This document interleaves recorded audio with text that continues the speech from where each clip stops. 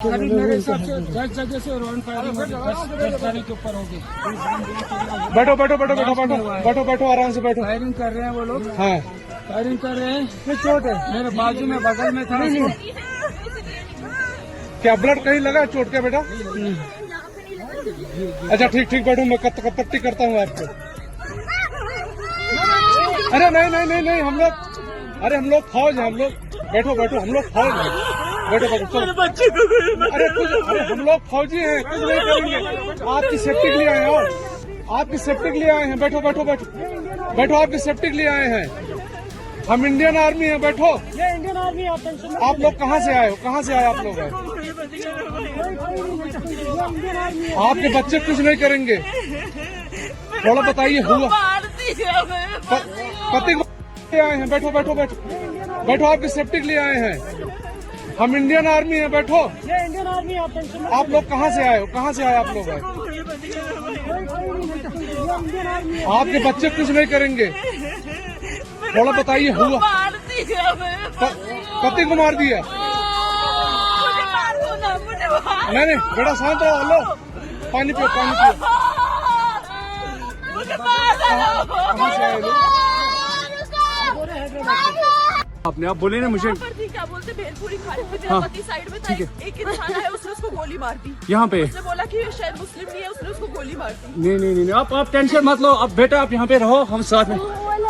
Madam ये जो भहीर साहब है प्रेसिडेंट, आप टेंशन मत लो, मेरे पति का बच्चा लो। हम बचा देगा, कोई बात नहीं। बेहतर दब से मन युवा डिजाइन किया है, मत लो। मैं आ रहा हूँ। मैं कहाँ पे आपका ये हस्बैंड? क्या हुआ इसको, क्या हुआ? Please ask for help. We don't need okay don't worry don't worry, you okay, you need a water sir? We'll manage. Just हैं? ask for help. आप टेंशन, कोई बात नहीं, हम हैं हम आ रहे हैं। आप टेंशन मत लो मैडम।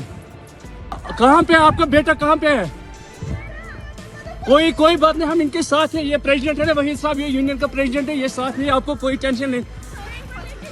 मैडम आप कोई टेंशन मत ले, हम साथ में। अरे मैडम ये प्रेसिडेंट साथ आया है, आपको किसी चीज का डरने का नहीं, हम साथ में। आपको किसी को क्या हुआ है? आपने क्या? हेलो, मैं मोहम्मद अली।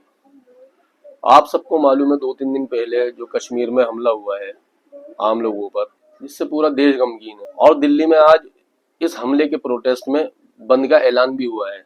सबसे पहले तो हम इस हमले की मजम्मत करते हैं। करीब 28 लोगों ने इस हमले में अपनी जान गंवा दी, लेकिन हमें जज्बात के साथ साथ दिमाग से भी सोचना चाहिए कि जबकि पहले से ही हमारे देश में इतने मसले चल रहे हैं, और इस वक्त इस तरह का हमला जिसमें आतंकी ये जता रहे हैं कि हम एक धर्म को टारगेट कर रहे हैं। इसी बात से पता लगता है कि उन आतंकियों का मकसद लोगों को कत्ल करना नहीं था, बल्कि इस देश में आपसी भाईचारे को खत्म करना था। और इसके बाद कई जहरीले लोगों को जहर फैलाते हुए देखा भी गया, और गोदी मीडिया तो अपना काम कर ही रही है। देखिए, कश्मीरी जो लोकल रहने वाले हैं मुसलमान, उन्होंने बहुत लोगों की जानें वहां बचाई हैं।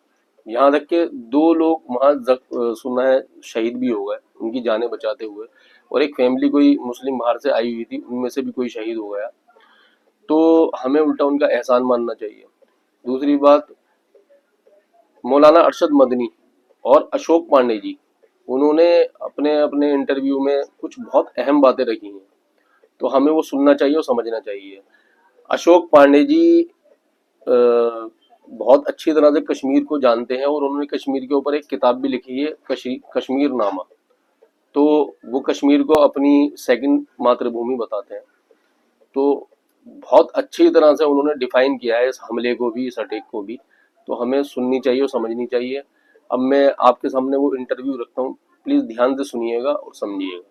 आप जब कश्मीर घूमने जाते हैं तो कहाँ जाते हैं? गुलमर्ग जाते हैं, पहलगाम जाते हैं, श्रीनगर में बोटिंग पे। ना तो आप ओल्ड कश्मीर जाते हैं जो डाउनटाउन है, वहाँ भी आप नहीं जाते क्योंकि सेफ्टी उतनी नहीं है। हमारे जैसे लोग जाते हैं जिनके यार दोस्त हैं, बाकी नहीं जाते हैं। तो उन इलाकों में अगर हुआ होता तो एक बार लगता कि चलो यार नॉन टूरिस्ट इलाके हैं। टूरिस्ट इलाके तो हाईली सेंसिटिव हैं, हाईली सिक्योरिटी वाले हैं। आप अगर गाड़ी से कश्मीर जाइएगा तो एंट्री करते ही आपको आर्मी दिखनी शुरू हो जाती है, समझ में आ जाता है कि माहौल बदल गया। और वहाँ एक गोली हमारी तरफ से नहीं चली। कहा जा रहा है नाम पूछा गया, धर्म पूछा गया, यानी कि उनके पास पूरी फुर्सत थी। एक होता है कि आए दंदन दंदन गोली मारे और भाग गए, एक ये कि आराम से वो आपसे धर्म पूछ रहे हैं, किसी का पैंट उतार रहे हैं, किसी को कह रहे हैं कि जाके मोदी को बता देना, उनके पास पूरा टाइम है, वो ये कर रहे हैं। हमारी सिक्योरिटी एजेंसीज कहाँ थी? नमस्कार, द जनता लाइव देख रहे हैं आप और मैं हूं आपके साथ पूजा। और 22 अप्रैल को जो कुछ हुआ पहलगाम में, उसकी तस्वीरें और उसकी वीडियोस अब तक आपने ज़रूर देखी होंगी। सोशल मीडिया पर लगातार उसकी वीडियोस और तस्वीरें वायरल है, लेकिन इस पूरे मामले पर एक अलग तरीके से, जिस तरीके से इसको पेश किया जा रहा है, उस पर बात करना भी बहुत ज़रूरी है। ये आतंकी हमला कोई पहला हमला नहीं है। कश्मीर का आतंकी हमलों से संबंध काफ़ी पुराना है, लेकिन इस बार पर्यटकों पर जिस तरीके से ये हमला हुआ, ये एक नया अध्याय है कश्मीर के पूरे इस किस्से में। और इस पूरे मामले पर, इसके जो दूसरे एंगल की मैं बात कर रही हूँ, जिस तरीके से इसे मजहबी रंग देने की कोशिश की जा रही है, उस पर भी बात करेंगे। और इस पूरे मामले पर हमारे साथ बात करने के लिए अशोक कुमार पांडे जी हैं। इनसे बेहतर कोई शख्स इसलिए नहीं हो सकता क्योंकि इनकी जो किताब आई थी कश्मीरनामा, उसको पढ़ने के बाद आप इतना समझ सकते हैं कि कश्मीरियों के दर्द को, कश्मीरियों के हालात को, उनकी स्थिति को, और इस हादसे के बाद, इस हमले के बाद वहाँ रह रहे कश्मीरियों पे, स्थानीय लोगों की क्या हालत होगी, उन तमाम चीज़ों को इनसे बेहतर कोई नहीं समझ सकता। तो सर, इस पूरे मामले को आप कैसे देखते हैं? क्योंकि आपके लगातार पोस्ट आ रहे हैं, एक के बाद एक आप लगातार पोस्ट कर रहे हैं। मैं कल पूरी रात सोया नहीं हूँ और ये मामला, मतलब बाकी लोगों के लिए जो भी हो, कश्मीर का, मैं पैदा तो नहीं हुआ था कश्मीर में, लेकिन आप कह सकती हैं वो मेरी दूसरी मातृभूमि है। लगातार मैं जाता रहा हूँ, इतने सारे दोस्त हैं, परिचित हैं। तो एक और 26 लोगों का मारा जाना, टूरिस्ट का, मतलब 90s में जब आतंकवाद अपने चरम पे था, जब ये बताया, हम लोग तो गए नहीं थे उस समय, हम लोग उस समय बच्चे रहे होंगे, लेकिन जब ये बताया जाता है कि सड़कों पर निकलना मुश्किल था, ये था नॉर्थ कश्मीर पूरी तरह से, उस समय भी कभी ये नहीं सुना गया कि टूरिस्ट को मारा गया है। ये कभी होता ही नहीं था। कश्मीर में एक अनरिटन रूल है कि टूरिस्ट को कोई नुकसान नहीं पहुंचाया जाएगा। आप देखिए, बर्फबारी हो जाए, रास्ता बंद हो जाए, अगल बगल के लोग खड़े होकर पानी पिलाना, ये सारा कुछ सिर्फ इसलिए नहीं कि उनका बिजनेस है, उनके कल्चर के अंदर ये है। आप अगर कश्मीर में लगातार जाइएगा, 10-20 ऐसे आपके दोस्त बन जाएंगे जो आपको घर ले जाकर खाना खिलाएंगे। अगर आप कहीं फंस गए हैं तो लोकल लोग तुरंत आपको मदद करेंगे। वो मेहमान नवाजी उनके कल्चर में है और उसको वो बहुत सेलिब्रेट करते हैं। इसलिए एक बात तो मैं साफ साफ कह सकता हूं कि जो भी ये आतंकवादी थे, इनके लिए आप जितना बुरा से बुरा शब्द इस्तेमाल करना चाहें, दरिंदा कहना चाहें, जो कहना चाहें, ये कश्मीरी तो नहीं हो सकते। ये कश्मीर के दुश्मन हैं। हिंदुस्तान के दुश्मन तो हैं ही, हमारे आपके सबके दुश्मन, दुनिया के दुश्मन हैं ही, लेकिन ये कश्मीर के दुश्मन हैं। कश्मीर पर ऐसा दाग इन्होंने लगा दिया है जिस दाग को मुझे नहीं लगता कि इतनी आसानी से मिटाया जा सकेगा। इसीलिए जिससे भी मेरी बात हुई कश्मीर में, हर आदमी इस बात को लेकर दुखी है कि यार, टूरिस्ट के साथ कैसे तुमने ऐसा कर दिया, और वो भी बैसरण जैसी जगह पे जहाँ इतने टूरिस्ट जाते हैं। मतलब मैं कितनी बार गया हूँ ये गिन नहीं सकता हूँ।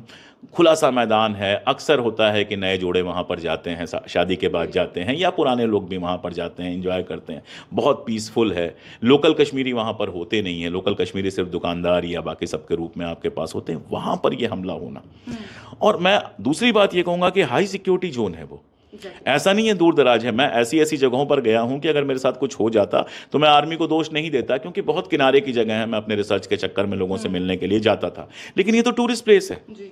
आप जब कश्मीर घूमने जाते हैं तो कहाँ जाते हैं? गुलमर्ग जाते हैं, पहलगाम जाते हैं, श्रीनगर में वोटिंग पे। ना तो आप ओल्ड कश्मीर जाते हैं जो डाउनटाउन है, वहाँ भी आप नहीं जाते क्योंकि सेफ्टी उतनी नहीं है। हमारे जैसे लोग जाते हैं जिनके यार दोस्त हैं, बाकी नहीं जाते हैं। तो उन इलाकों में अगर हुआ होता तो एक बार लगता कि चलो यार, नॉन टूरिस्ट इलाके हैं।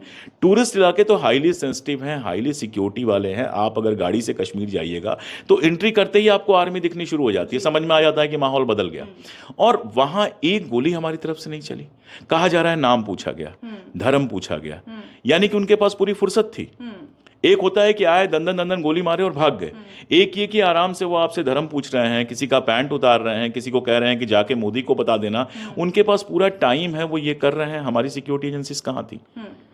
और कश्मीर की सिक्योरिटी पूरी तरह से सेंट्रल गवर्नमेंट के पास है। AFSPA वहाँ पर लगा हुआ है, आर्म फोर्स स्पेशल एक्ट, तो आर्मी के पास पूरी अथॉरिटी है। और जब आपने एक बार उसको टेरिटरी बना दिया, यूनियन टेरिटरी बना दिया, तो पुलिस तक पर आपका अधिकार है। तो कुछ सफलता मिलती है। कल तक आप दावे कर रहे थे कि वहाँ आतंकवाद खत्म हो गया। अब अगर मान लीजिए कि विफलता हुई है, तो ये क्वेश्चन अमित शाह जी से क्यों नहीं पूछा जा रहा है? ये क्वेश्चन मोदी जी से क्यों नहीं पूछा जा रहा है? ये क्वेश्चन डोभाल साहब से क्यों नहीं पूछा जा रहा है कि इतनी बड़ी बड़ी बातें आपने की, सिक्योरिटी कहाँ थी? सर, आप अपने पोस्ट के जरिए एक और चीज कही है कि हमें एक फुल टाइम गृह मंत्री की जरूरत है। बिल्कुल, मेरा मानना है कि कश्मीर मामलों के लिए या तो कश्मीर मामलों का आप अलग से मंत्री बनाइए जो कश्मीर को कायदे से जानता हो और जो कश्मीर में जाकर डील करे, लगातार कश्मीर के टच में रहे, या कम से कम ऐसा गृह मंत्री हो जिसको सरकार बनाने, गिराने, चुनाव प्रचार में कम समय देना हो, सारा समय गृह मंत्रालय पे देना हो। आप देखिए ना, मुर्शिदाबाद में हो जाता है, फिर खबर आती है कि बांग्लादेशी घुसे थे। चलिए ममता को आप 100 गाली दे दीजिए, लेकिन अगर बांग्लादेशी घुसे थे तो वो तो बॉर्डर सिक्योरिटी फोर्स का काम था। बॉर्डर से तो बॉर्डर सिक्योरिटी फोर्स होती है, स्टेट गवर्नमेंट चलता नहीं है। चाइना के साथ हमारे रिश्ते खराब हो रहे हैं, चाइना के साथ लगातार आता है कि यहां घुस गए, वहां घुस गए। कश्मीर में ये पहली घटना तो है नहीं। दो चार लोग मारे जाते हैं तो बात नहीं होती, और मुसलमान अगर मारे जाते हैं तो बिल्कुल बात नहीं होती है। ये बड़ी घटना है, इसलिए इतनी बात हो रही है। तो अगर लगातार ये चीजें हो रही हैं तो ये गृहमंत्री की विफलता है। सर, एक आखिरी सवाल कि एक जो तबका है जो लगातार इसे एक अलग एंगल देने की कोशिश कर रहा है, फॉर एग्जाम्पल मनोज मुंतशिर हैं, उनका एक पुराना ट्वीट है जिसको उन्होंने रीट्वीट करते हुए लिखा है कि जो लोग कहते हैं कि मजहब का कोई धर्म नहीं होता, उन लोगों को अब ये समझ में आएगा आतंकवाद का कोई धर्म नहीं होता। भगवान करे कि अगले जन्म में मैं भेड़िया बनूं और जो लोग ऐसा बोले मैं उनका मुंह नोच लूं। इस तरीके की जो बयानबाजी नहीं पता है कि वो इस जन्म में भी भेड़िया ही हैं। शक्ल सूरत खूबसूरत है, इंसान के तौर पे पैदा हुए हैं, लेकिन है तो वो भेड़िया। अब अगर कोई पलट के सवाल पूछ ले कि ट्रेन के अंदर जिस बंदे ने 4 लोगों का नाम पूछ के मारा था, मुसलमानों को मारा था, उस पर मनोज मुंशिर क्या कह रहे थे? कोई पूछ ले जितनी लिंचिंग होती है, फ्रिज के अंदर मीट चेक किया जाता है, किसी हिंदू के फ्रिज का मीट चेक किया गया?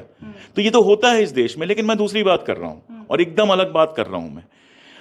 इन्होंने जब धर्म पूछा तो क्यों पूछा? बैसरण घाटी में या किसी भी टूरिस्ट प्लेस पे चले जाओ, शिकारा पे चले जाओ, गुलमर्ग में चले जाओ, सोनमर्ग में, किसी भी ऐसे इलाके में चले जाओ, अगर 100 टूरिस्ट हैं तो उसमें से 95 हिंदू होंगे। ये सब जानते हैं, ये कोई ऐसी नई बात नहीं है। मुस्लिम, इतने टूरिस्ट मुस्लिम नहीं जाते हैं, बल्कि कश्मीरी शिकायत करते हैं कि हिंदुस्तानी मुसलमान जो है कम घूमने आते हैं यहाँ पे। वो जाएंगे तो फिर दरगाह वगैरह पे ज्यादा जाते हैं। तो धर्म पूछने की जरूरत कहां से पड़ गई? अगर वो ऐसे भी गोली चलाते तो 26 की जगह शायद 50 को मार पाते, और धर्म और उसमें से 50 में से कम 45 हिंदू होते या हो सकता है 50 में से 48 होते। अभी भी एक मुस्लिम फैमिली मारी गई है, साउथ की एक मुस्लिम फैमिली मारी गई है, 2 लोकल मुसलमान मारे गए। धर्म क्यों पूछा उन्होंने? धर्म उन्होंने इसलिए पूछा कि उनकी चाहत थी कि इस मामले को हिंदू मुसलमान की तरह पेश किया जाए। वो जानते थे कि हिंदुस्तान का माहौल ऐसा है कि यह हिंदू मुसलमान की तरह पेश किया जाएगा तो देश भर में इस तरह का तमाशा चलेगा, और जितना हिंदू मुसलमान होगा, हिंदुस्तान जितना कमजोर होगा, बंटवारा होगा पाकिस्तान का, उतना ही फायदा होगा। यानी सीधी सी बात है कि पाकिस्तान में जो उनके हैंडलर बैठे हुए हैं, उन्होंने उनको इंस्ट्रक्ट किया था कि ये चीज करना, हिंदू मुसलमान लेके आना, ताकि मीडिया में मैसेज जाए, उनको मालूम कर अंदरूनी कमजोरी का फायदा उठाने की कोशिश कर। और जो मनोज जैसे लोग, इस आदमी का तो मैं नाम भी नहीं लेना चाहता, मूर्ख हैं ये, कश्मीर को जानते नहीं है। कश्मीर पर 10 मिनट मुझसे बैठ के बहस कर लें, मैं बता दूंगा कश्मीर को ये कितना जानते हैं। ये सिर्फ सरकार की दलाली करने के लिए जहां मौका मिला हिंदू मुसलमान करना शुरू कर देते हैं। और खासतौर पे इसकी वो जो फिल्म आई थी जिसके बाद इसकी बहुत बेइज्जती हुई थी, उसके बाद तो बेचारा बहुत ज्यादा कोशिश कर रहा है। लेकिन जो लोग हिंदू मुसलमान कर रहे हैं, मैं बहुत साफ कह रहा हूं कि पाकिस्तान में वो जो हैंडलर बैठा है, जिसने हमारे 26 मासूम लोगों को निर्ममता से मरवाया है, ये उसके एजेंडा पे चल रहे हैं। जी, एक आखिरी सवाल, मोदी जी के नाम सर, ये मोदी जी के नाम जो संदेश दिया जा रहा है कि महिलाओं को छोड़ दिया गया, जब महिलाओं ने कहा कि मेरे पति को मार दिया, बच्चे को मार दिया, तो मुझे भी मार दीजिए, तो उनसे कहा गया कि नहीं, आप जाइए और मोदी को बताइए कि किस तरीके से यहाँ मारा गया है। इसका ये कुछ एंगल समझ नहीं आ रहा। ये वही एंगल है, ये वही एंगल है कि ये सीधे सीधे राजसत्ता को हम चुनौती दे रहे हैं। बहुत सीधा एंगल है ये। लेकिन आपके चैनल के माध्यम से मैं मोदी जी को एक संदेश देना चाहूँगा कि ये सबसे शानदार मौका है। जो बुरा टाइम होता है वो अच्छा टाइम भी होता है। 90% से लेकर 95% तक कश्मीरी आतंकवादियों के खिलाफ खड़ा है। हिंदुस्तान का एक एक हिंदू, एक एक मुसलमान आतंकवाद के खिलाफ खड़ा है। विपक्ष पूरा खड़ा होगा, जनता के साथ ही खड़ा होना पड़ेगा। ये मौका है, सर्वदलीय बैठक बुलाएं, कश्मीरियों को भरोसे मिलें, सारे हिंदुस्तानियों को भरोसे मिलें, अपने IT सेल के जो ट्रॉल हैं उनको कहें कि इन सारी चीज़ों को बंद करो, और उसके बाद आतंकवाद के खिलाफ एक ऐसी नीति बने, ऐसी कार्रवाई हो कि इसके बाद पाकिस्तानी आतंकवाद का कोई निशान हमारे देश के ऊपर ना रह जाए। अगर वो ये कर देते हैं तो वो 3 टर्म 4 टर्म जितने भी प्रधानमंत्री रहे हिंदुस्तान के इतिहास में एक महान प्रधानमंत्री की तरह अमर हो जाएंगे। और नहीं कर पाते हैं तो वो 10 टर्म रह लें, लेकिन इतिहास उनको एक बुरे प्रधानमंत्री की तरह देखेगा। सर, जैसा कि मैंने अपने इंट्रो में कहा कि वहाँ के स्थानीय लोगों के दर्द को आपसे बेहतर कोई नहीं समझ सकता, क्योंकि जहाँ लोग कश्मीरी पंडितों के पलायन की बात करते हैं, आपने वहाँ रह रहे कश्मीरियों की बात की, तो जी कश्मीरी पंडितों की भी बात की। तो अब जो लोग वहाँ हैं, कि जो वहाँ कश्मीरी पंडित हैं, KPSS करके वो ग्रुप है, कश्मीरी पंडित संघर्ष समिति, संजय टिक्कू उसके चेयरपर्सन है, हमारे दोस्त हैं। आप कल रात से उनके ट्वीट देख लीजिए, कितना दर्द है उनके अंदर। एक डर है कि अगर टारगेट हो रहा है तो कश्मीर में हिंदू के नाम पे वो ऐसे हैं, वो तो गाड़ी पकड़ के आ नहीं सकते, उनको तो अपने घरों में रहना है। दूसरा दर्द है कि नंदी मार्ग हुआ इसके पहले बहुत सारे कश्मीरी पंडितों के जो नरसंहार हुए, आज तक कोई उसमें पकड़ा नहीं गया। और तीसरा सबसे बड़ा दर्द है कि इसके नाम पर जितना हिंदू मुसलमान फैलाया जाएगा, कश्मीर के अंदर उनको उतनी परेशानी होगी। तो अगर किसी को वाकई कश्मीरी पंडितों की चिंता है तो उनकी बात सुननी चाहिए, समझनी चाहिए। चलिए, बहुत बहुत शुक्रिया सर अपना कीमती वक्त हमें देने के लिए, धन्यवाद। ये है कि मैं तो दिल्ली ही में था, रात 10 बजे के करीब मुझे एक साहब ने बताया, मेरे पास व्हाट्सएप भी नहीं हो, मैं देखता भी नहीं हूँ। मुझे हैरत हुई और मेरा दिमाग काम नहीं कर रहा है। बहुत दिनों के बाद ऐसा हादसा हुआ। हादसा हो चुका, मरने वाले चले गए और बिल्कुल बेकसूर गए। जो सैर व तफरीह के लिए गए थे, अपने बच्चों को साथ लेकर के गए थे, उनके साथ ऐसा अंधा काम करना और मजहब के नाम पर करना, मैं तो ये समझता हूँ कि ये बड़े जालिम लोग हैं, उनका मजहब से कोई ताल्लुक नहीं है। लेकिन एक हादसा तो हो गया और हम अब क्या कर सकते हैं कि हम इन मजलूमों के साथ हैं जो बिल्कुल बेकसूर हैं, इन्हें कुछ लेना देना नहीं है वहाँ की सियासत से। किसी का अगर इख्तिलाफ है तो गवर्नमेंट से इख्तिलाफ है। ये सारे हिंदुस्तान के लोग जो मिलकर के जाते हैं वहाँ से तफरीह के लिए और ये समझ कर जाते हैं कश्मीर में अमन है, न कोई अपने छोटे छोटे बच्चों को और औरतों को लेकर के न जाता। उनके साथ किसी जगह ऐसा मामला करना, और मैं क्या कहूँ कि करना और करके निकल जाना, न किसी पर पकड़ हुई, न कोई गिरफ्तार हुआ, न ये मालूम हुआ कि किन लोगों ने किया था। अब जो कुछ भी होता रहे, लेकिन इन हालात के अंदर कश्मीर के उनका इस बदनीयती के लिए आना और काम का करना जो काबिल नफरत है और करके फिर निकल जाना, किसी का न पकड़ा जाना, ये खुद एक बहुत बड़ा चैलेंज है। सोचना चाहिए, मगर क्या कहा जाए, मेरी समझ में बात नहीं आती क्या हुआ। हम ये समझते हैं कि इसका एक दूसरा रुख भी है। वो ये रुख है कि इसके अंदर 3 मुसलमान भी शहीद हुए हैं। ये मुसलमान वही हैं जो सैर तफरीह में जाने वालों की मदद करते हैं, घोड़े पर इनको ले जाते हैं, इनको रास्ता बतलाते हैं, इनको दिखलाते हैं, उनकी रोटी रोजी इससे लगी हुई है। इन तीनों की मौत बगैर इसके नहीं हो सकती कि इन्होंने इन लोगों को बचाने के लिए उनका मुकाबला किया। और मुझसे लोगों ने ये कहा कि एक आदमी ये भी नज़र आ रहा है कि वो बंदूक छीन रहा है उनसे, और उन्होंने उसके सर पे गोली मार दी। ये एक तस्वीर का रुख है कश्मीरियों की। दूसरा रुख तस्वीर का ये है कि उन्होंने आम तरीक़े के ऊपर मस्जिदों से ऐलान किया कि हमारा इससे कोई ताल्लुक़ नहीं, हम इसकी मदम्मत करते हैं। ये दूसरा रुख है। तीसरा रुख ये है कि उन्होंने इन लोगों के इस अमल के ख़िलाफ़ सड़कों पर निकले और निकल कर एहतजाज किया इसके ख़िलाफ़। अगर एक तरफ इस जुल्म की बात मेरे दिल और दिमाग को बैठाल रही है, तो दूसरी तरफ कश्मीरियों का यह अमल भी मुझे हिम्मत दे रहा है। और मैं समझता हूँ आज नहीं तो कल और कल नहीं तो परसों कश्मीर के अंदर वो भाईचारगी जो कश्मीर का एक इम्तियाज़ है हज़ारों साल से, वो फिर कश्मीर के अंदर आएगी। और बहरहाल इस पहलू के ऊपर भी नज़र होनी चाहिए कि जो 3 लोग गए हैं वो क्यों गए हैं। मैं ये समझता हूँ कि मज़हब के नाम के ऊपर जो कुछ हुआ है ये बहुत बुरी चीज़ है। मज़हब का इससे कोई ताल्लुक़ नहीं। मज़हब ये नहीं कहता कि जो तुम्हारा मज़हब ही नहीं तुम उसको कत्ल कर दो। ये तो सियासी मसला है, इस सज़ा मैं नहीं समझता हूँ कि कोई और इसके अंदर वो है। ऐसे में कश्मीरियों के साथ गवर्नमेंट को अपने मामलात आगे बढ़ा करके उनकी इस हमदर्दी जो उन्होंने जिसका मुजाहरा किया है उसकी कीमत को समझना चाहिए। उनके साथ ऐसा मामला करना चाहिए कि जिससे उनके इस पहलू के अंदर गवर्नमेंट ये समझे कि उनको अपने साथ ले। इसलिए कि मैं अब ये समझता हूँ कि कश्मीर के इस तरह के दहशतगर्दी के मामलात में कश्मीरियों को साथ लेकर अगर आप चलेंगे तो बड़ी जल्दी उनकी मदद कर सकेंगे और उनके हाथों को पकड़ सकेंगे आप, और जो लोग जुल्म कर रहे हैं उनकी गले तक आपका हाथ पहुंच सकेगा। वरना तो ये तो किसी वक्त भी खड़े होकर कहीं भी दोबारा फिर कर देंगे। इससे ये भी एक पहलू है कि कश्मीरियों की रोटी रोजी भी इन्हीं लोगों से जुड़ी हुई है जो सारी दुनिया से आते हैं। कि रोटी रोजी के दरवाजे बंद हो जाए ये नहीं हो सकता। उनका ये कर उनके इस वक्त इस जज्बे को हाथ में लेकर के और इस तरह के मसाइल के ऊपर दरवाजे बंद करने चाहिए। और मैं समझता हूँ कि इस सूरत के अंदर मदद मिल पाएगी गवर्नमेंट।